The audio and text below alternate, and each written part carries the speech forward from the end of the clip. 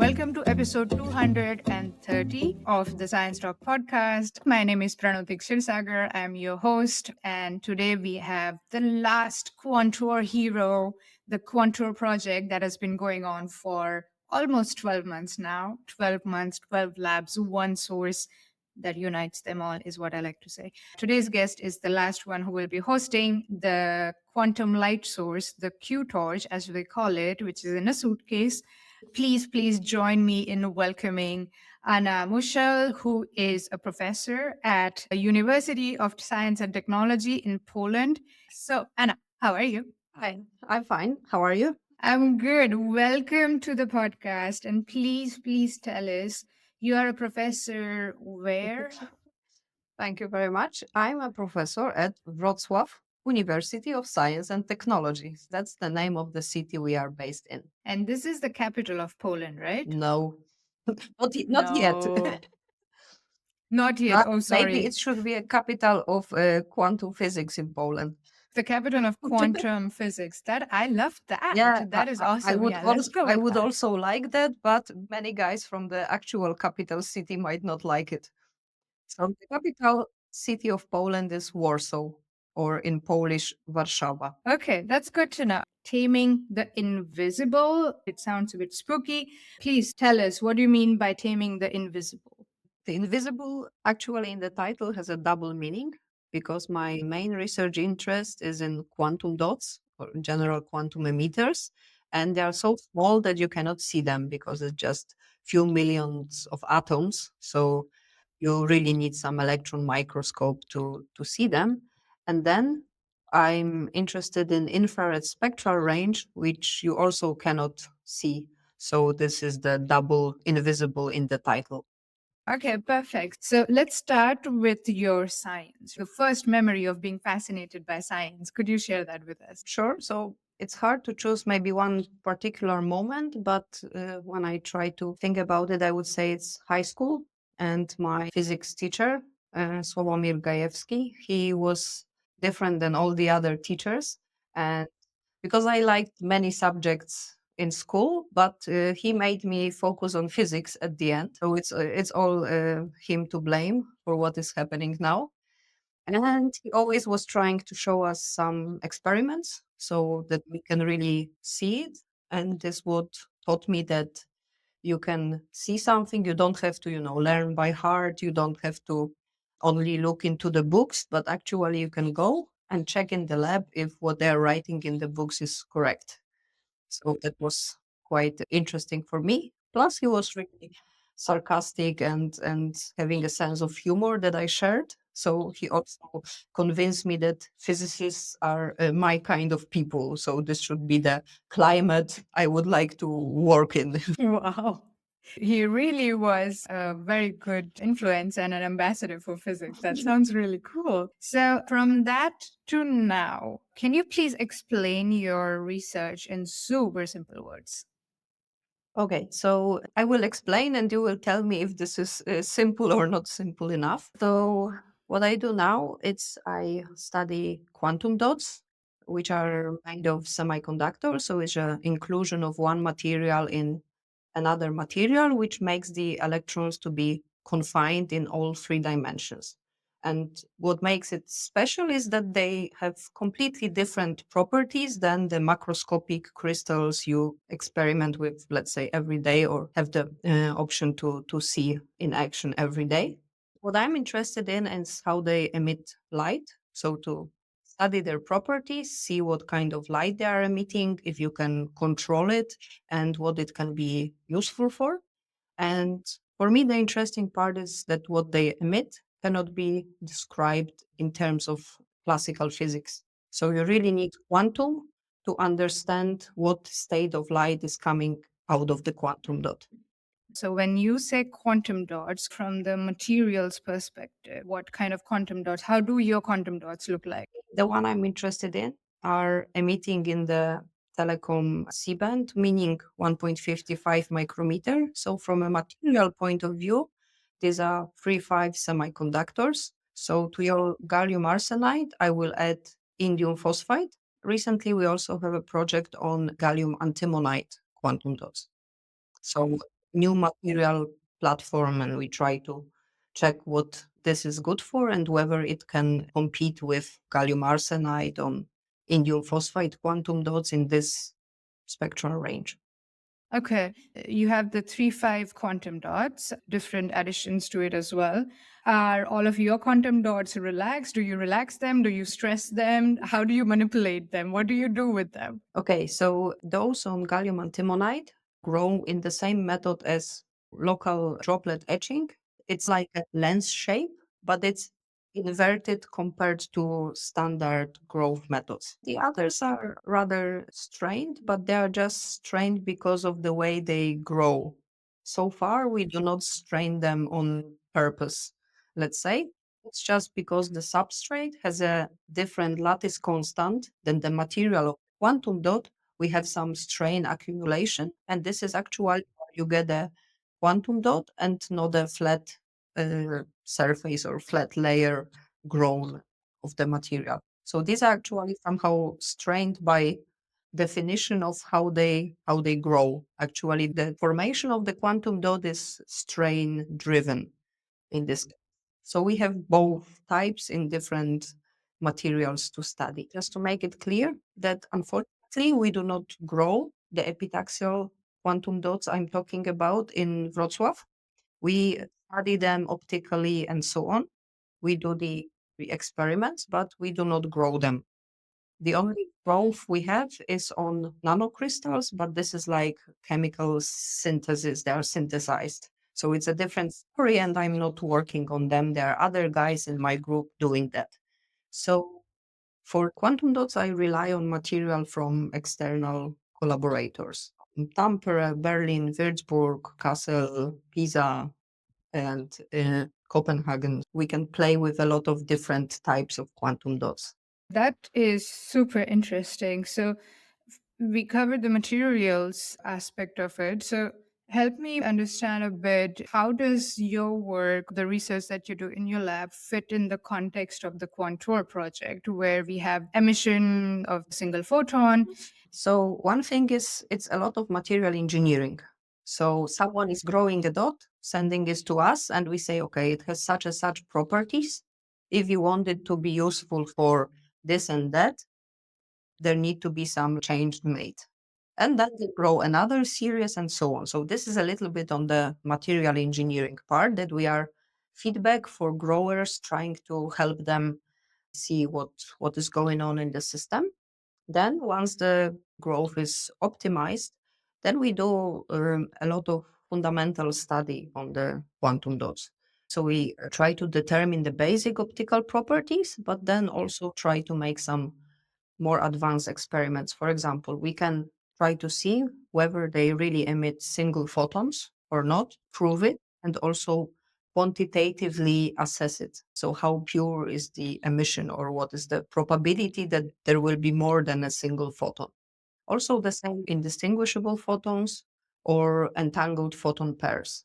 So, we are trying to verify the application potential of different dots in view of emitting non classical light states. And these states can be then further used for something. For example, I guess we are most targeting quantum cryptography and quantum communication. But this is not what we are doing. Again, we are somewhere in the middle, right? Between raw and actual implementation of some protocols. So we are somewhere middle trying to understand the material, the structure, and trying to see what we can get out of it.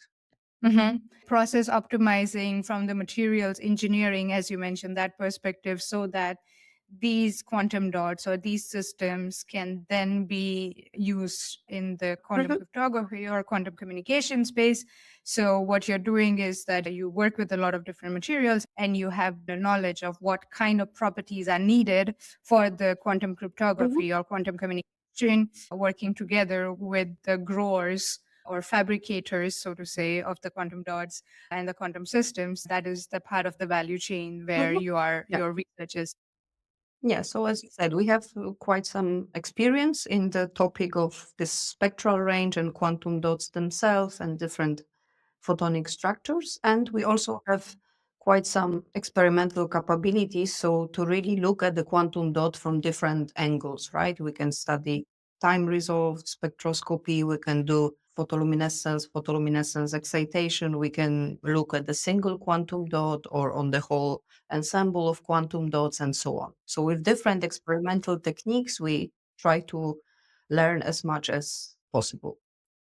Oh, that sounds like Candyland for me because my PhD is in material science. So for me, all of the techniques that you mentioned, I'm like, yes, yes, I want yes, to do it yes, again. yes. Yeah, I want to do it again. I want to go back in the lab for 1 month. Can I spend time in your lab playing around, experimenting with the materials and with the different machines that you have? That would be wonderful. You are very welcome to play, experiment with our toys equipment, scientific equipment. Exactly. Scientific equipment. Yeah, we are not playing around here. We are very serious about this. Yes, all very serious scientists.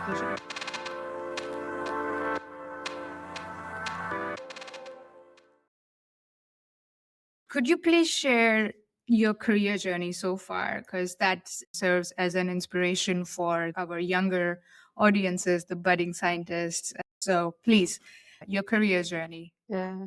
Okay. So we already a little bit touched the topics with my high school teacher. I decided to study physics, and yeah, my parents were not trying to push me into any direction. So I'm very grateful to them that they didn't tell me, "Come on, what are you going to do after physics?"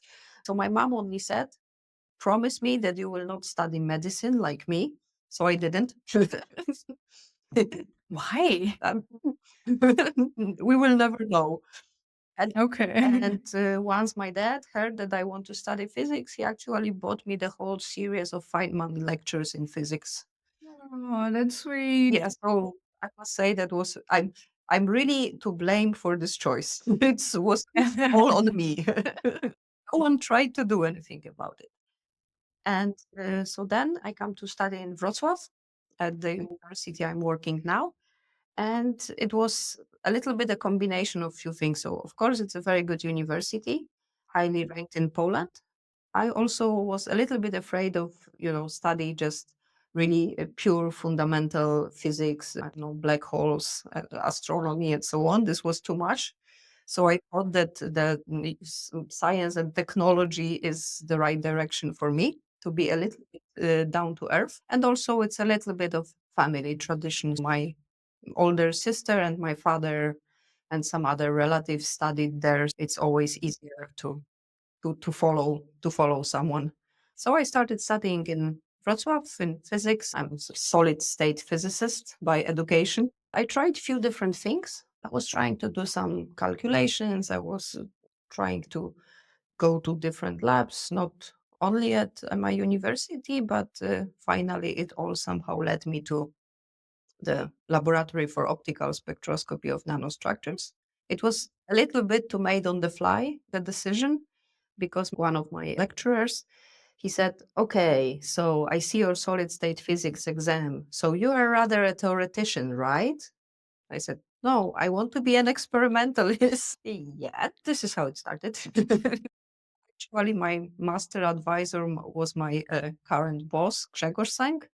We go back a long, long, long time. It's a very long collaboration. Yeah, and it was at the beginning, it was not the easiest thing because actually back then the lab was mostly guys. I think there was one other girl besides me, but we didn't really work together. So it took some time to get used to it, but it was all fun, even though I was after high school, so I didn't really have any like technical preparation. I had to learn everything from the very beginning in the lab. It all worked because we did together with my two colleagues, Magda and Michał. We did the PhD together, and that was a lot of fun. Actually, PhD, I would say, was the best time because after some time, you already know everything in the lab. So you can do your experiments more or less alone, independently. And if you want to check something, you just check something because nobody is there watching over your shoulder. You do what you like, and that's it. If it doesn't work, then you just wasted a little bit of your time, and you have none of the responsibilities of being a manager, of, getting funding and teaching and everything else around, which is there in academia. So you are really like the researcher, and this is what you focus on, and you don't have to worry about anything else. These are other people who have to make the lab running smoothly and so on. So that was a very nice time, not to mention all the travels on conferences, summer school. Physicists make conferences in all the places they ever want to visit, right? So, of course, Vacation spots. yeah, best science is done. Hey, where's the map? Here. So that was True. fun. And just after I done my PhD, I went for a postdoc in Berlin in Stefan Reitzenstein group, and I spent there 3 years. Oh, nice. Yeah, quite some time. During the postdoc stay, I actually came with my own project. I was also studying a little bit quantum dots, but in a cavities at different wavelengths, but it was still a lot of new things to learn for me. But this was really like shifting a gear, because I arrived there and then I learned that the group is too big, so we will now divide it into subgroups. And Anna came today. She will be leader of one of the subgroups. And I was like, who, what, where, what is going on? And it's Germany, so some of the PhD students were older than me, and so on. So it was quite Oh, of a challenge. wow. So this was at TU Berlin. Yes, it was at TU Berlin. So where Tobias Heindel is now, and Stefan Reitzenstein and so on. So this was this environment I had the chance to work. Endless stories about my postdoc in Berlin. Not sure if all of them should be shared. Maybe all of them should be shared but not recorded. Oh, that's something. So when you will be in Wrocław for 1 month to be in the Mhm. lab, I will share them with you. I'll know everything. Exactly. With my colleague from the office, Ezra, we had a board with word of the day, because she was Turkish, I was Polish, we were in Germany. So, everybody who was coming and speaking a different language, we were translating the word to a different language. And at the end of the day, we have the board full of the same word, many languages. Yeah. So that was fun. With Fabian, who was in the office next to us, there was a challenge to use only a word stuff and devices to explain everything in the lab. And we don't go to too high level of English. This was not the point, stuff and devices. And of course, That is so cool. listening to a lot of music on Friday afternoons and evenings. That was always a tradition. After 6 p.m. on Friday, you are already officially off work. Feierabend. Exactly. That was the point. So Oh, that sounds fun. yeah, It must have been tough for you to move then the next station after such amazing time at TU Berlin as a postdoc. yeah, but actually the next station was easy. I came back to Wrocław. You came home, I came home your science and home. I stayed at home. So, this was very comfortable. Here, when I trying to argue with someone, I can do it in many different ways, because I'm very good in Polish, but I was not so good in German. So in Germany, it was more difficult to discuss with people or to tell them what I want. All in the lab speak English, but it's never your mother tongue, so it's a little bit different. Definitely. Also, at your university now, you can play the legacy card because you can say that, well, I've been here since master. Okay. I know how these things are working or the systems are, where that building is or whatsoever. So, Yeah, but it's very scary playing this card. I've been here for yeah. 15 years now, Oh, or yeah, something like that's a this. good When you point. start Oh, counting, it's like, no, no, no. oh, yeah. We have to be careful there. We Yes. have to be very strategic about the legacy card. You're right. Yeah, You're you right. want to be experienced, but you also want to be young, and how to put it together. Definitely. Yeah, So you came yeah, back to I your think master's supervisor? actually, yes. I'm still working in the same lab, But this is something I really like. When you have a problem, you have plenty of people to discuss it with. So you are not like left completely alone.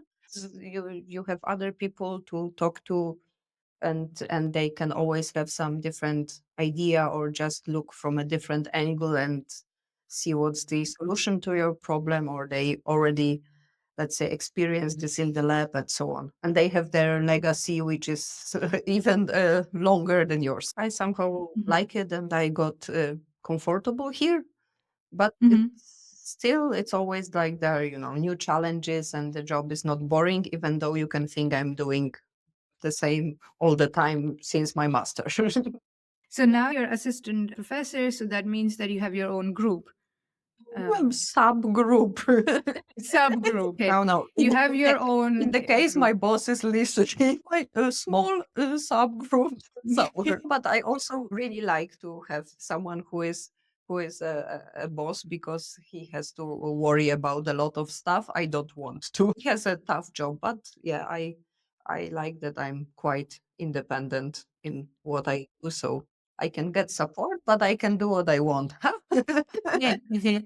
In case your boss is listening, he's so good at all the work that is needed. He's just better at it than you are. So it's better if he does that. Exactly. Quite fascinating that you were also questioned as to if you're a theoretical or an experimentalist, because this is something that I am always fascinated by that. When I was doing my PhD, I was an experimentalist. Materials and nanoscience was me going in the lab and doing the work and everything.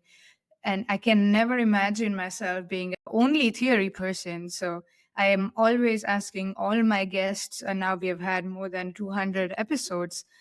Did you give experiments a shot and you didn't like it? How do you decide that? And of course, it's great that you had some amazing colleagues. I think that is very important during a PhD, postdoc, or just life as a scientist in general, right? That it is very important. It is, because the job is difficult enough as it is. So it's nice to have some people around you that are not making it too hard.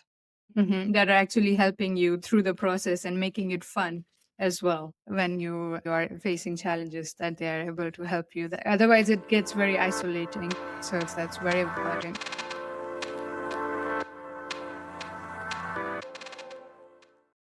I'm sure you have like a bazillion interesting research projects or experiments that you have done over the course of your career so far. So pick one research project, one that you are most proud of, or the most fun or quirky one. Could you please explain it to us in simple words in the section we call In Other Words?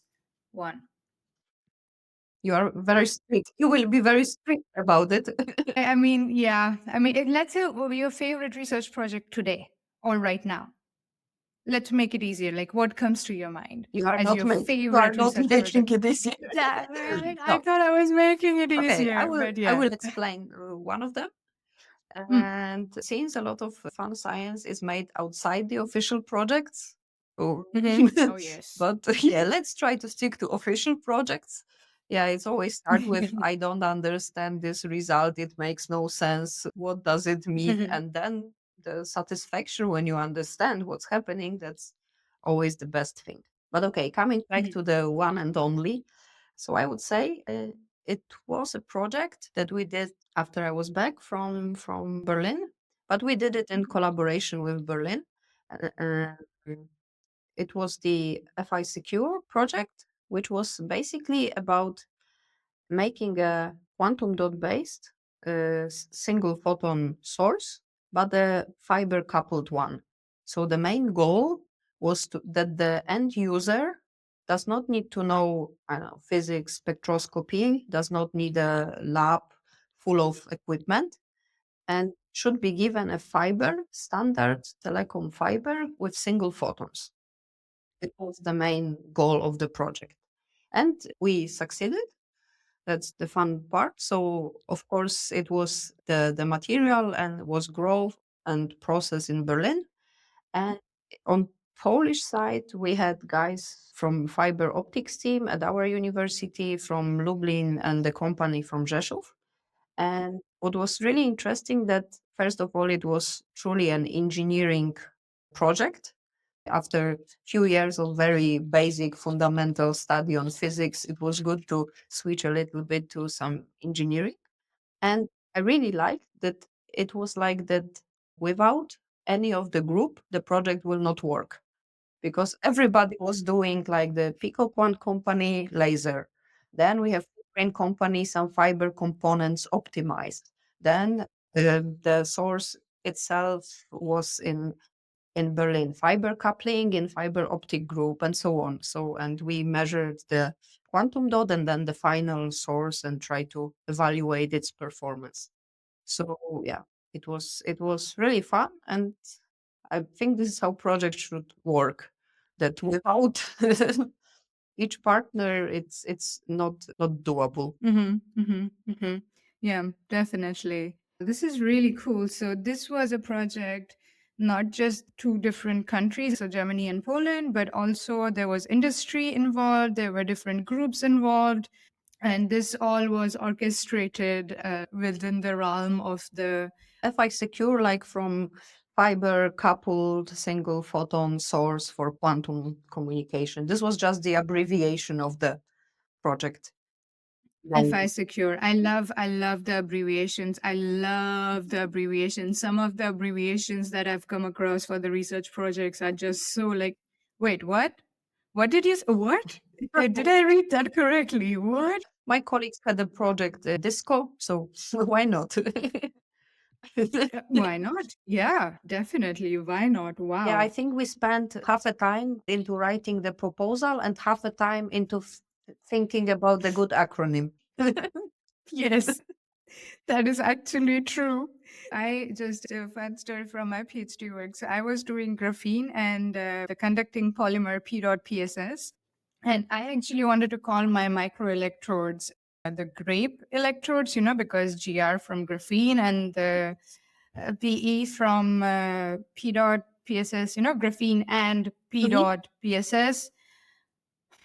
But my postdoc was like, I'm not going to let you call it that. I'm like, yeah, but it's my project. I'm the first author. I can do that. And he's like, you think you can, but no, you're not going to do that. So I'm still salty about the fact that I could have called my microelectrodes grave electrodes. It does not make sense scientifically. Of course, I understand that. Doesn't But that matter. is so cool. It doesn't matter. That's the point, right? There are So penguin diagrams in physics because someone make a bet to use penguin in the scientific paper. So who we are exactly, to judge. exactly.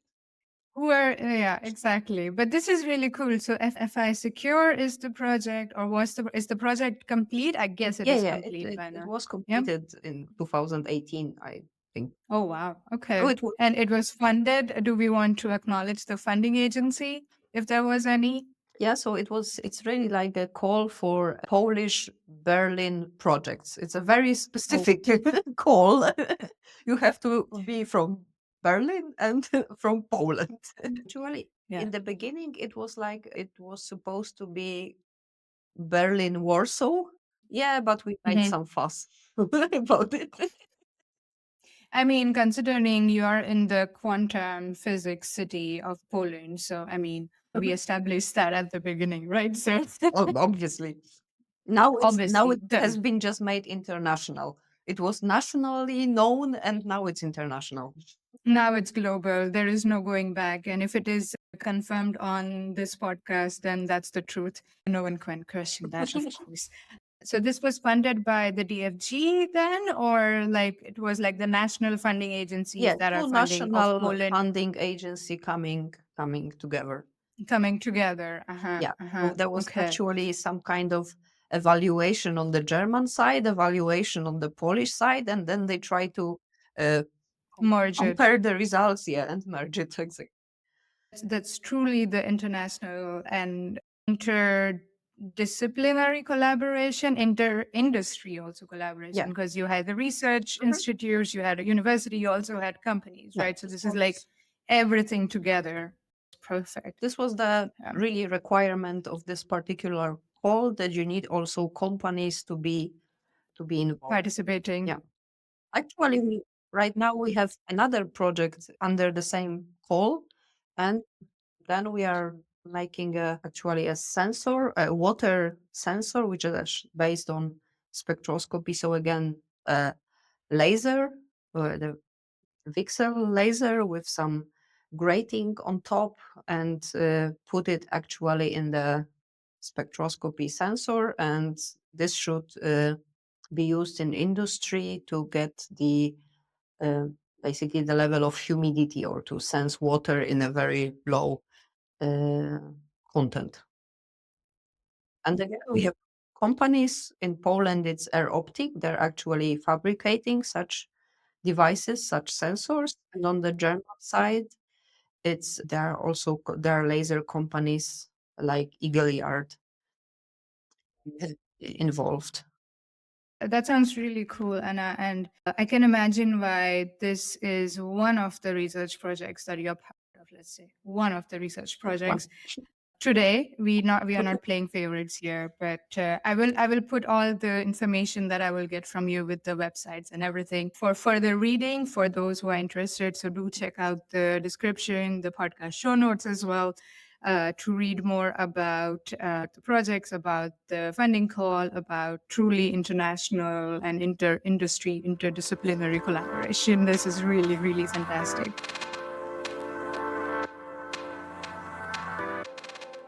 It is very clear to me that you really love the research aspect. I mean, going in the lab and getting your hands dirty, metaphorically, of course, as an experimentalist, Not of course. only metaphorically. Of course. But what else do you like about being a scientist? Because there are other aspects to you being a scientist as well. What else keeps you in science?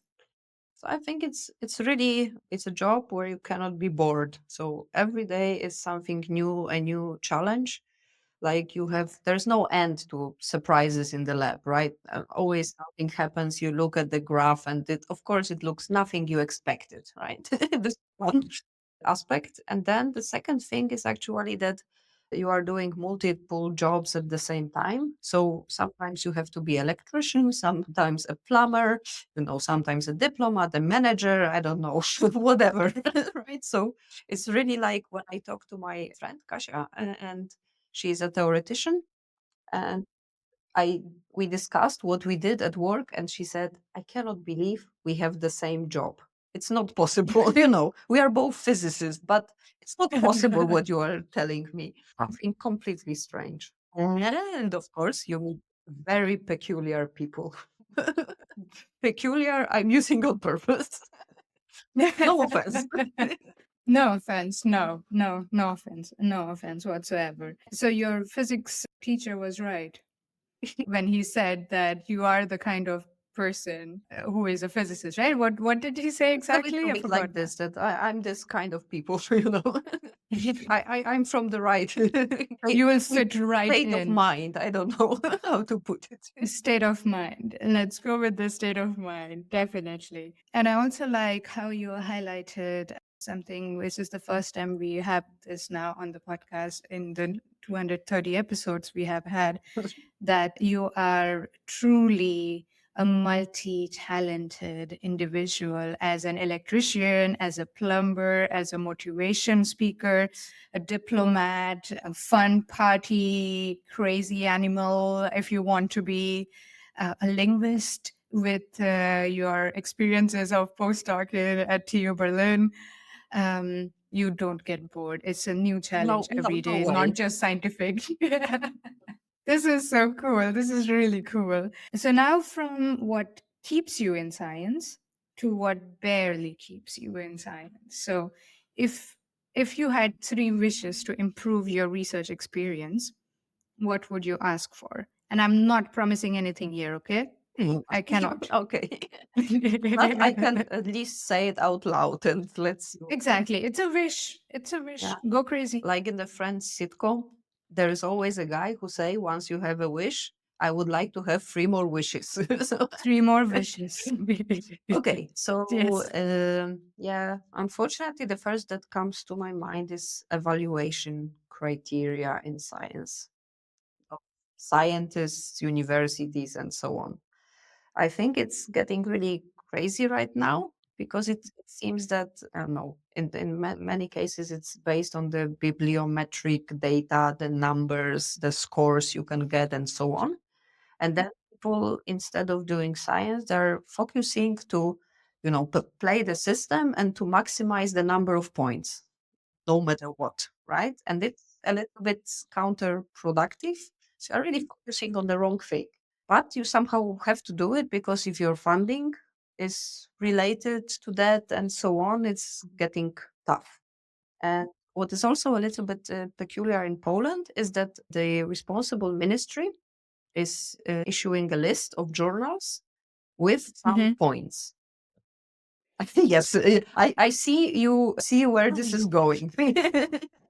So there, Please go on. each Yeah. journal is given some number of points for the publication in this journal.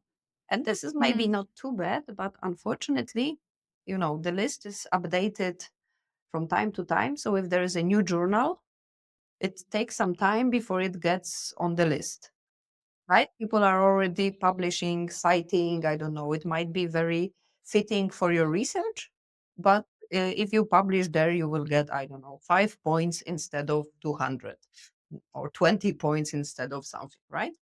And also, it's not always like, I don't know, that the number of points is really reflecting the prestige of the journal, of, let's say, the importance for a specific community you are working in, scientific community, right? Because sometimes it's for different disciplines and the number of points is somehow averaged. So if it's something very important in physics and it's not important in chemistry, but still it's related to chemistry, it will get some average number of points. So this is very tricky because sometimes you are just at the difficult position to make a choice whether I want to be a good Polish scientist and gather a lot of points, or I want to, be a good scientist when it comes to the specific community you are working in. And Mhm. this makes life a little bit hard from time to time. Mhm. Mhm. Mhm. Mhm. Mhm. Yes, definitely. Oh Please, God. please, Yes, please don't evaluation. cry. Don't cry. No, it's just yeah. Okay, this is wish number one. Wish Okay. number one. Okay. Yeah, I think that the second one is what we already touched a little bit, that working in academia, I would really like the balance between being a researcher and all the other duties to be better, let's say, that I can spend more time on my research than on other, let's say, duties at my work. So this would be, yeah, definitely an important wish for me. So this is why sometimes I'm trying not to progress too much with my career so I can stay closer to the lab, or ideally in the lab. So I have a boss, I don't have my own group. It's all very important part of the strategy. Mhm. Mhm. There is a reason To behind that. keep It's you all thought through. to keep you sane. So that you can do that is very tricky. That's very clever. And now, but you gave out your secret now. Well, I hope other people will learn from it and do it. You're right. The balance between the research and the other duties, or rather anything that comes in the way of a scientist doing science. They're called a scientist for a reason. They are supposed to do science. They are not called science managers or like I don't know what writers or so. So Yeah, you spend a yeah. lot of time getting educated in this very particular field, and then out of a sudden you have to do something which is not really a job, Mhm. and definitely not in my interest to do. Mm. It's time consuming and it's a waste of. Yeah, somehow resources, right? It's like, my point of view is bad managing of human resources, right? That no matter what, everybody, some of the things they should do, all of them, no matter who is better suited for what. Yeah. Yeah, absolutely. Yeah, so that's your wish number two. Very big wishes you have. Oh my God, Anna. Okay. And so I was told that I'm too demanding or something. No, no, no, no, no, no, no, no, no, no. Please, whoever said that to you don't know what they're talking about. You're not demanding at all. This is not demanding at all. This is you speaking your mind. Because I asked you the question. You're not demanding Exactly. at all. No one ever, don't let anyone ever say that you're demanding. Sorry, I'm going in a complete mentoring mode now, but okay. So that's wish number two. No, okay, last one. I'm really curious now because your first two wishes are really big and okay, please tell us. Okay, so the third wish Woof, woof, is woof, woof, that woof. actually I would like to do more research, which is high risk, unknown gain. So something that you can spend a long time on and you don't know if it's going to work or not. And that is also appreciated. Because right now, right nowadays, I have the feeling that every day there is a new physics, or there should be new physics. There should be at least one breakthrough in physics, right?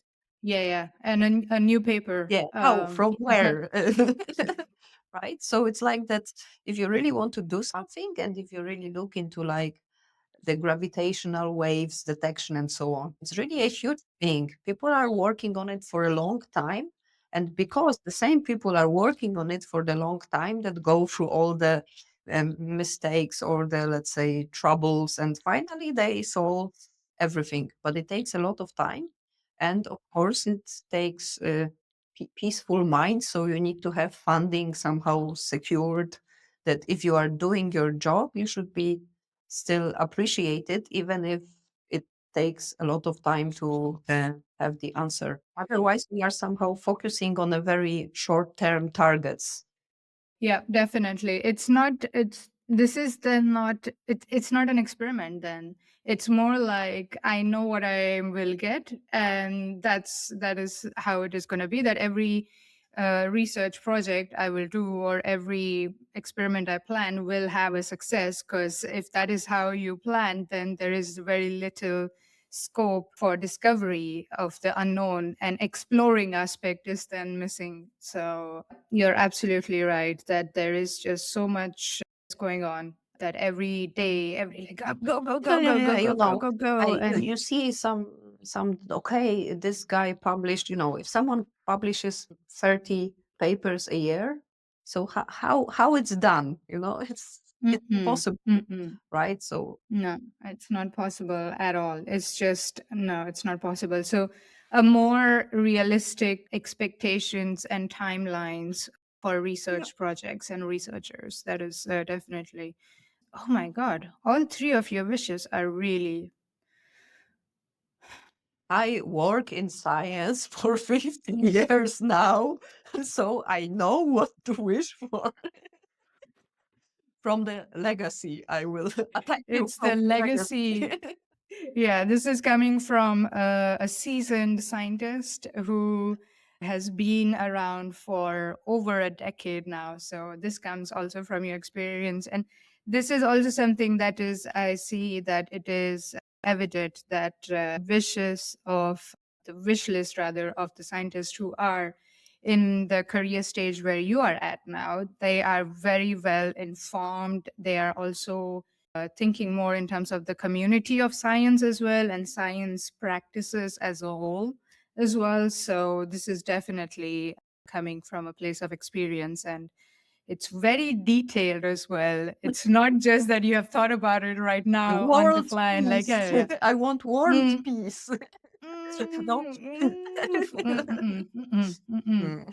Yeah, I think we have crossed the point where we can even wish for world peace. There will never be such a thing as world peace. I'm sorry, but that's not going to be for whoever is listening or watching. If you're an optimist, or this is more of a dreamer rather than being an If optimist. you are an Um, optimist, get better informed.